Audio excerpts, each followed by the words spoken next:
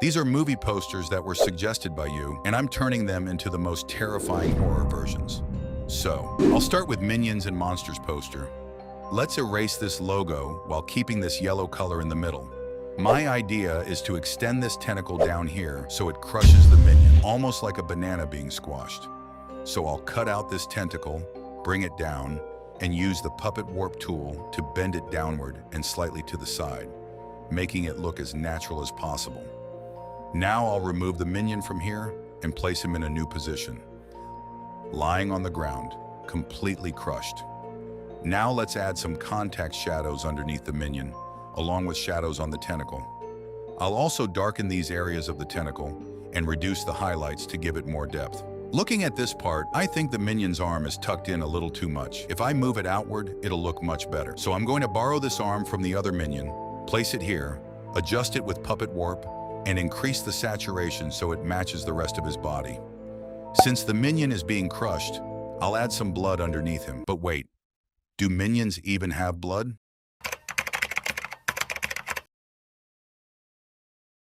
Well, regardless, I'm adding it anyway because it makes the scene work much better. I'll paint a bit of shadow here, then add more blood to the tentacle, and create a large blood splatter on the floor to really sell the impact. I'll also add some blood on the minion himself. I think it's looking much more brutal now. I'll also add another blood splatter on the wall behind him. And yes, there is a wall back there. You might disagree, but trust me, there's definitely a wall behind them. The octopus's eye expression looks way too innocent. It almost feels like it crushed him by accident, but I want it to look truly evil. So I'll cut out this section, lower the upper eyelid like this, make a few adjustments with puppet warp, erase a few areas, and clean everything up so it looks more natural. I don't want to leave this top tentacle empty. Maybe I should give it a knife. Nah, that's a bit too much. Instead, I'll add another terrified minion because he already knows he's next. I'll lower his opacity so the tentacle appears in front of him, add a few contact shadows here, and darken this area to create more contrast. He also looks a little washed out, so I'll boost his saturation and lower the brightness just a bit. To make the blood splatter look more realistic, I'll use this 3D blood effect, but tone it down because it's way too intense. I think that looks much better.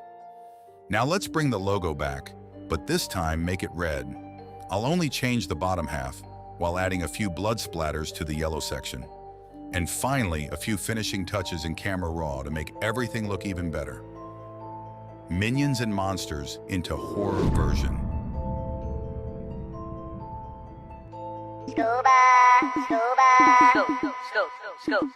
Now it's Luca posters.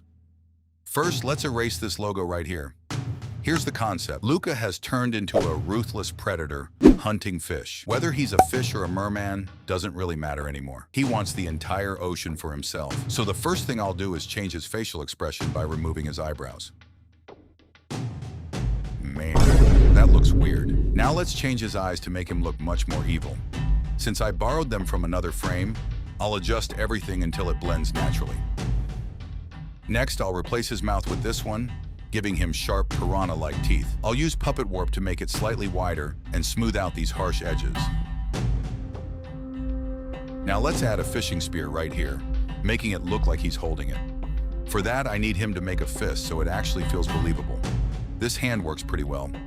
I'll erase the back hand, remove this finger that's covering his hair, and adjust everything until it looks as natural as possible.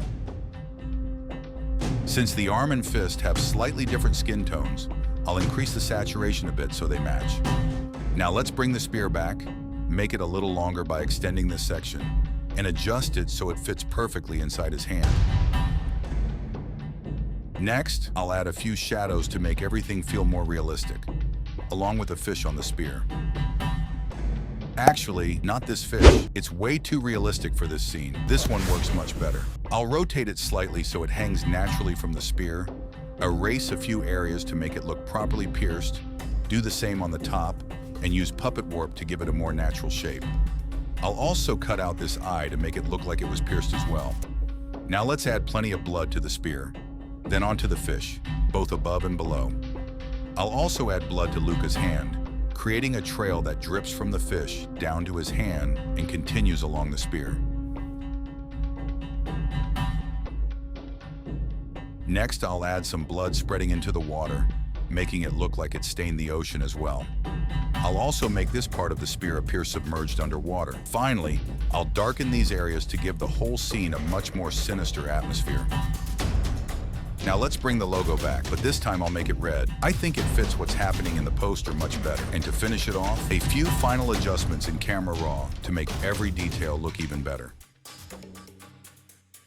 Luca into horror version. Well, that was the video. Hit like Butin, subscribe, and join the gang. Let me know which one is your favorite in the comments. And if you enjoyed this video, suggest more transformations. Click the videos on screen to see how I turn kids' app icons into their horror versions.